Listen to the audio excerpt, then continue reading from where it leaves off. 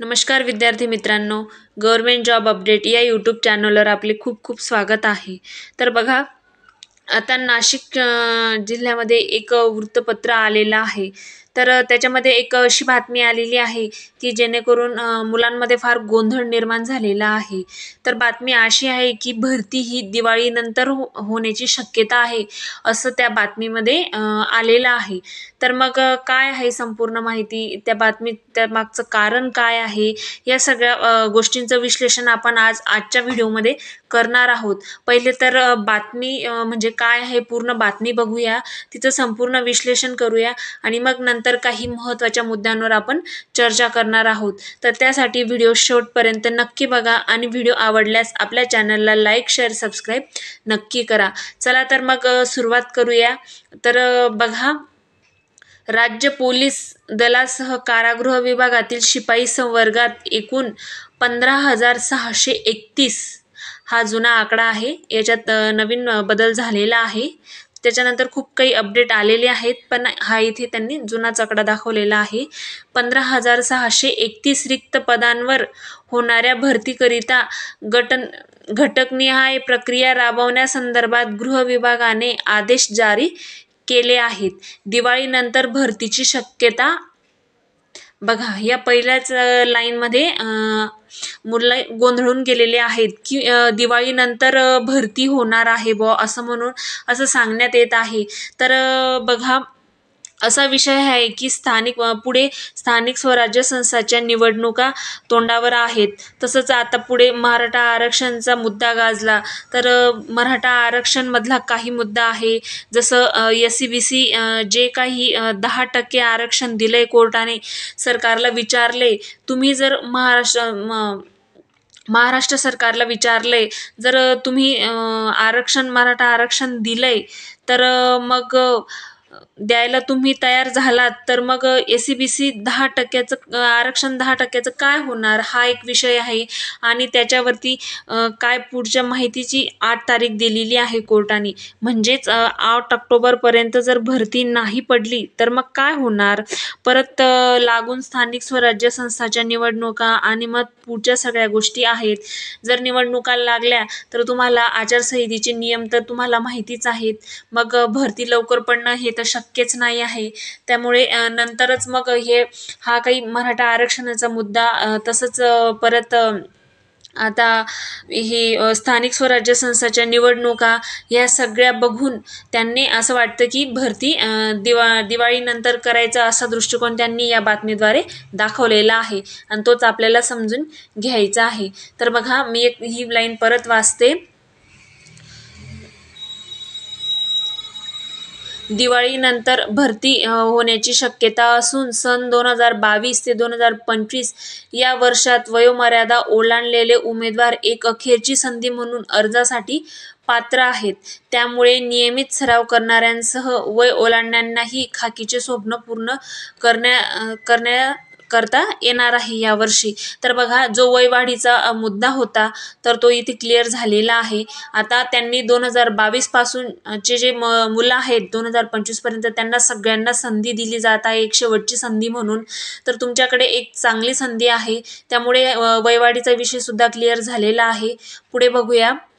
त्यांनी यासह पोलीस घटकांनीही आगामी निवडणुकांसह सणोत्सवाचा आढावा घेत भरतीचे नियोजन हाती घेतलेले आहे. तर बघा, येथे त्यांचा दृष्टिकोन दिसून येत आहे की भरती दिवाळीनंतरच करायची, कारण मराठा आरक्षणाचा एक मुद्दा झाला आणि त्यानंतर पुढे स्थानिक स्वराज्य संस्थांच्या निवडणुका, हे सगळं पाहत त्यांनी त्यांचा दृष्टिकोन दाखवला आहे की आम्ही भरती दिवाळीनंतरच करूया.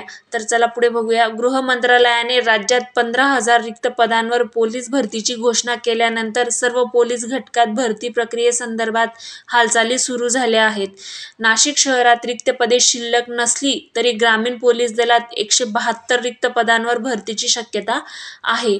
सिंहस्थापूर्वी ही प्रक्रिया पूर्ण झाल्यास नवप्रशिक्षणार्थी कर्मचाऱ्यांचे बळ प्राप्त होईल. त्यामुळे अर्ज नोंदणीकडे उमेदवारांचे लक्ष असून 12वी पासून विविध विद्याशाखेतील उच्च पदवीधरांनीही त्याकरिता तयारी सुरू केली आहे।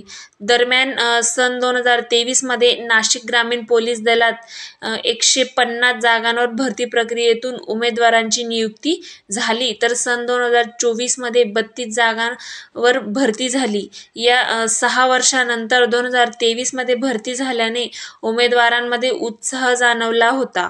तर नाशिक शहरात तब्बल 8 वर्षानंतर सन 2024मध्ये 118 पदांवर भरती झाली। त्या भरतीतून नियुक्त झालेले कर्मचारी सध्या पोलीस ठाण्यात कार्यरत आहेत। पुढील टप्प्यात शहरात भरती होणार नसली तरी आंतरजिल्हा नियुक्तीतून रिक्त पदे भरली जाण्याची शक्यता आहे। ग्रामीण पोलिसांच्या रिक्त मनुष्यबळात 150 पोलीस अंमलदार आणि 22 वाहन चालक या पदांचा समावेश असेल। त्यामुळे कित्येक वर्षापासून खाकीचे स्वप्न पाहणाऱ्या उमेदवारांच्याही अपेक्षा वाढल्या आहेत।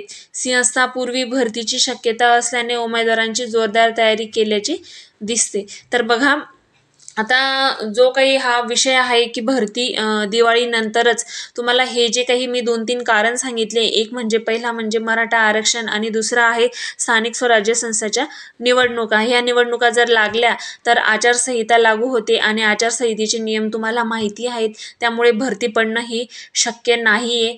पण जरी भरती लेट होणार आहे तरी तुमची प्रॅक्टिस ही नियमितपणे तुम्ही चालू ठेवा, नाहीतर असं होईल की भरती दिवाळीनंतर होणार आहे, मग ग्राउंड नंतर होईल, मग आम्ही दिवाळीनंतरच प्रॅक्टिस चालू करणार, असं नाही आहे। तुम्हाला उलट संधी म्हणजे टाईम मिळतोय प्रॅक्टिससाठी, तर तुम्ही चांगली प्रॅक्टिस करा, कारण ही भरती खूप मोठी होणार आहे। यांनी इथे आकडा जरी सांगितला आहे 15,631 आणि जर SRPFचे चालकचे आणि आंतरजिल्हा याचे जागा पकडल्या तर ती भरती 16 ते 17 हजारापर्यंत जाऊ शकते। हे तुम्ही लक्षात घ्या। हीच भरती खूप मोठी होणार आहे। त्यांनी इथे सुद्धा हे म्हटलेलं आहे की पुढे शहरामध्ये म्हणजे जागा रिकाम्या होणार नाहीयेत, भरती म्हणजे कमी याची होणार आहे। तर पुढच्या भरत्या खूप म्हणजे मोजून 7 ते 8 हजारापर्यंतच्या पदांवर भरत्या होतील। ही भरती खूप मोठी आहे, 16 ते 17 हजार पदांची ही भरती होणार आहे। तर त्यामुळे तुम्ही जिद्दीने प्रयत्न करा।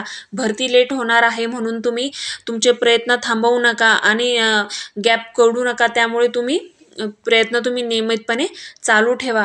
पुढे त्यांची रिक्त पदांची तपशील इथे दिलेली आहे। तर बघूया आपण कुठे किती जागा आहेत। नाशिक ग्रामीणमध्ये 172 जागा आहेत, मुंबई शहरामध्ये 2459 जागा आहेत, ठाणे शहरमध्ये 867 जागा आहेत, नवी मुंबईमध्ये 88 जागा, मीरा भाईदर 924 जागा, पुणे शहर 885 जागा, पिंपरी चिंचवड 356 जागा, छत्रपती संभाजीनगर शहर 150 जागा, नागपूर शहर 398 जागा, लोहमार्ग मुंबई 743 जागा, जळगाव 171 जागा आणि धुळे जिल्ह्यात 137 जागा, अशा या 15,631 जागांचा आढावा येथे दिलेला आहे। तर मग त्यामध्ये पोलीस शिपाईचे जे आहे ते 10,908 पदं आहेत, पोलीस वाहन चालकचे 234 पदं आहेत, एकूण असे 11,167 पदं इथे दिलेली आहेत। आणि जर SRPFचं जर पकडलं तर पोलीस शिपाईचे 1,062 पदे आहेत, अनुकंपाचे 19 पदे, आंतरजिल्ह्याची 1,350 पदे आणि एकूण अशी 2,393 पदे दिलेली आहेत। तर असे सगळे मिळून हा 15,631 पदांचा आढावा येथे त्यांनी दिलेला आहे। आणि अजून जर ते SRPFचे जर जागा मंजूर झाल्या तर अजून भरती वाढू शकते आणि भरती ही 16 ते 17 हजारापर्यंत जाऊ शकते। त्यामुळे भरतीचा आकडा खूप मोठा होणार आहे। यांनी पुढेच अजून काही सूचना दिलेल्या आहेत, त्या आपण बघून घेऊया। एका उमेदवाराला एकापेक्षा जास्त अर्ज नोंदवू शकणार नाहीत, ही एक त्यांची मोठी अट आहे, ती तुम्ही लक्षात घ्यायची आहे। सर्व घटकात एकाच दिवशी लेखी परीक्षा होणार। प्रथम 50 गुणांची शारीरिक चाचणी होणार तुमची, त्यानंतर शारीरिक चाचणीनंतर एका पदास 10 उमेदवारांची निवड होईल। मग त्यानंतर पात्र उमेदवारांची 100 गुणांची लेखी परीक्षा होईल। नंतर शारीरिक व लेखी परीक्षेनंतर गुणवत्ता यादी लागणार तुमची आणि मग कागदपत्र पडताळणीनंतर अंतिम निवड यादी तुमची जाहीर होणार आहे।